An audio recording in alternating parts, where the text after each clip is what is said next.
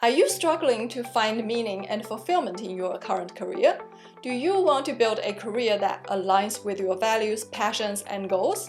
In this video, I will share some of the most important lessons I've learned from my decade in the workforce about creating a fulfilling career. I'll start with my 4 full-time jobs over the past decade, their pay, pros and cons, and finish with 4 lessons I learned. Whether you're just starting, considering a career change, or looking to take your career to the next level, these lessons might inspire you to create a career that's not only successful, but also meaningful and fulfilling. So, keep watching for my reflections on the decade in the workforce and how they can help you to build a career that brings you joy and satisfaction.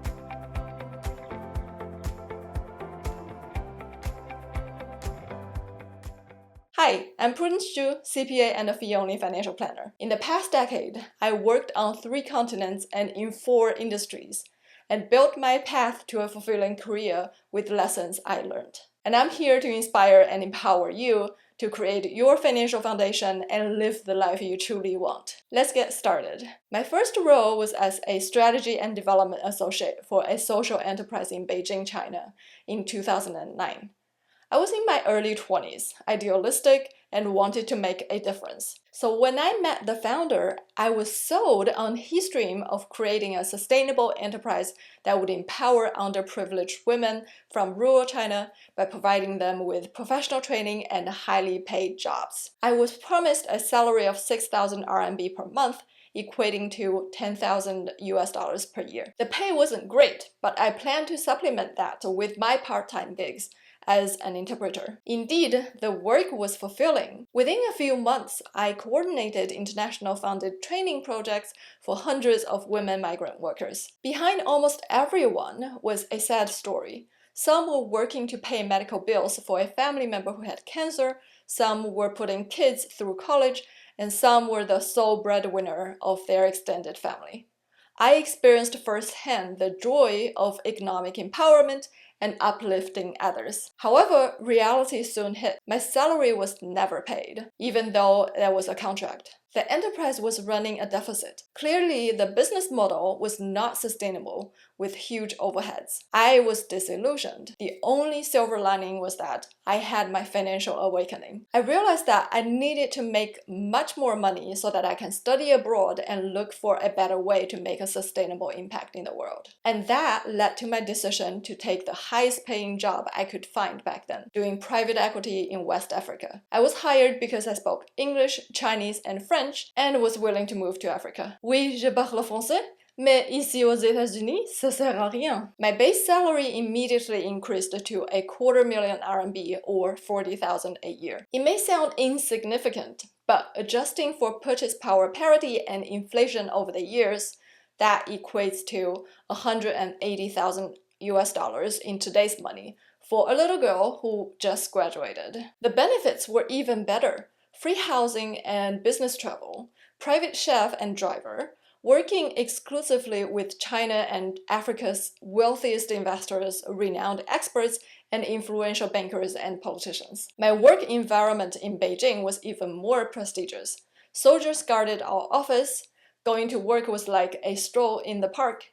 You'd see fantastic landscaping, black swans, and white peacocks. In the second year, I was promoted to project manager, with a slightly higher base salary but 100% bonus if projects went well. However, the hours were long, and even after putting in 80 hours per week, I didn't feel like my work impacted the result. Additionally, I had to participate in business meals and keep a good relationship with people I didn't like, mainly the ultra-rich but uneducated. The extravagance of the meals blew my mind. A single bottle of liquor could cost my entire year's salary.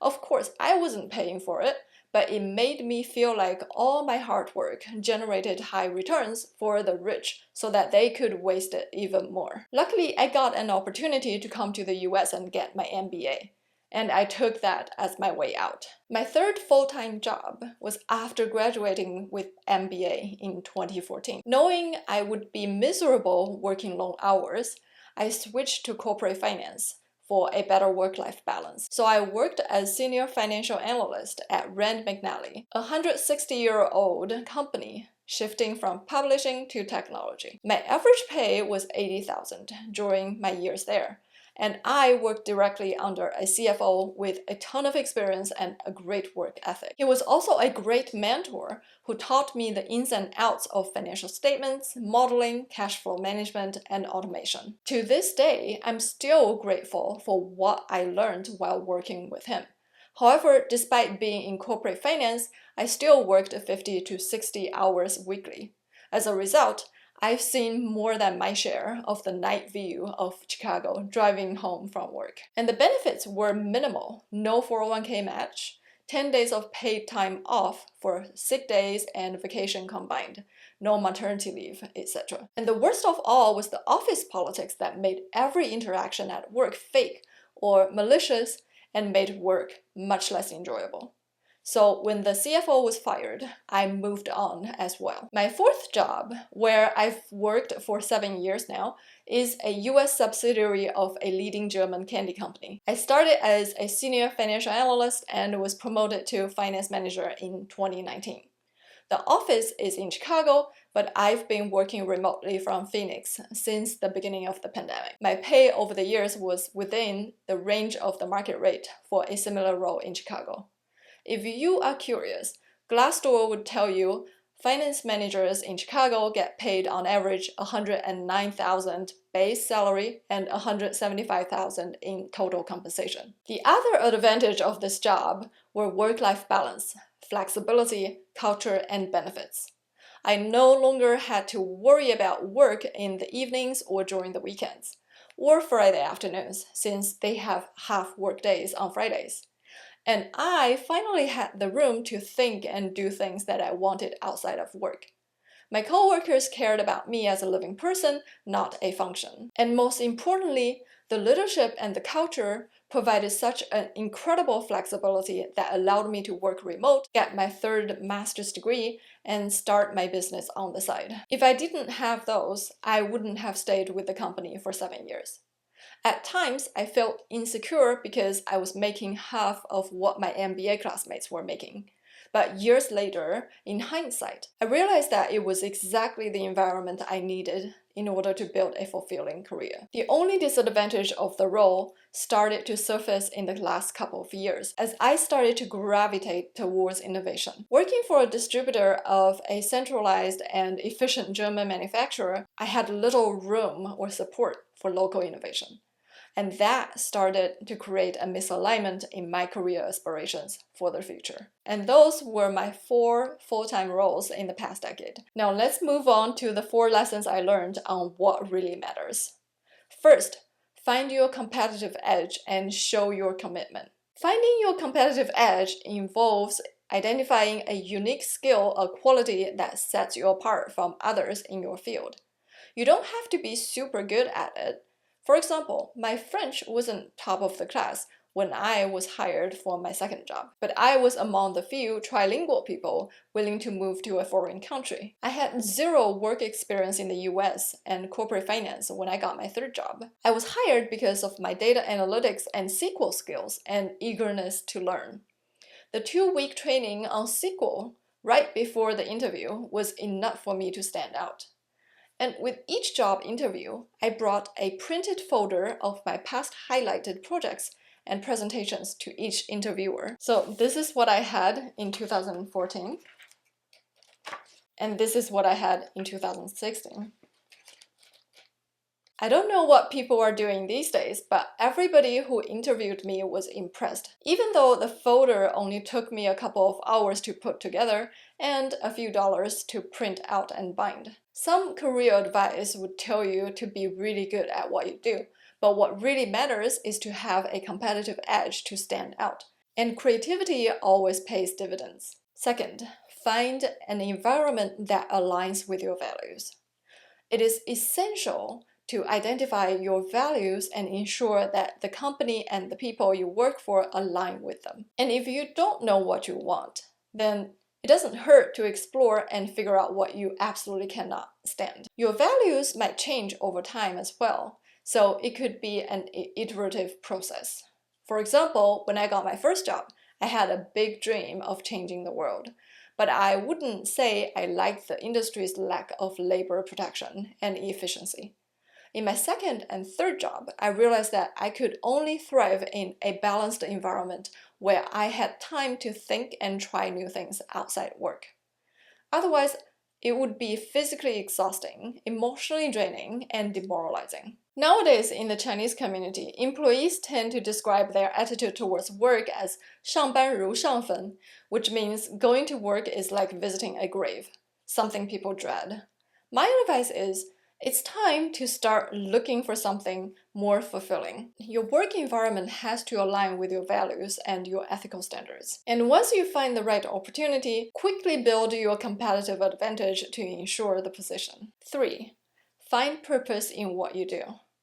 At different moments in my career, I also dreaded getting up in the morning and going to work, especially when I was not inspired by the tasks or felt like my work was only making rich people richer. I mean, they didn't even need more money. What helped me get through that negativity was finding purpose in what I do. Interestingly, Eric Wong, the first guest on my channel, also highlighted its importance. In my case, I dug deeper into the value of the products and projects I was working on. For example, commercializing quality products at an affordable price, bringing joy to customers, making the work of my coworkers easier, helping other team members grow and improve, fighting out fires so that people could go home with peace of mind and enjoy their lives. The list goes on, and I'm sure you could create your own list to keep you motivated too. 4. Pick a good supervisor, but stay for the culture. A good boss can provide guidance and support, set clear expectations and goals, offer constructive feedback, and provide professional development and growth opportunities. I personally admire and work directly with all my supervisors in my past jobs. But with my first 3 roles, I learned and grew fast, but it wasn't sustainable because there was no supportive and caring culture. With my 4th job, my supervisor was transparent and devoted. The company culture was strong, and it created a sense of belonging for me. The products, brands, and people I worked with became part of my life, and I will be forever grateful for them. I envy people who could find a great company culture from the very beginning. You don't realize how privileged you are. A good company cares about your potential and invests in you so that you can create more value. A good company would provide support and resources to make it easier for you to succeed and thrive. I wish I had known this at the beginning of my career, and I would have avoided a lot of bad memories and frustration. To summarize, 4 lessons I learned from 10 years in the workforce about finding and building a fulfilling career are: 1. Find your competitive edge and show your commitment. 2. Find an environment that aligns with your values. 3. Find purpose in what you do. And 4. Pick a good supervisor, but stay for the culture. If you're curious about my plans for the next decade, please stay tuned and I'll talk about them in my next video. I hope my experience and reflections inspired you to build a fulfilling career and live to your greatest potential. If you liked it, please give it a thumbs up and share it with others. Please subscribe to my channel to learn more wealth and life planning strategies to build the life you want. See you next time!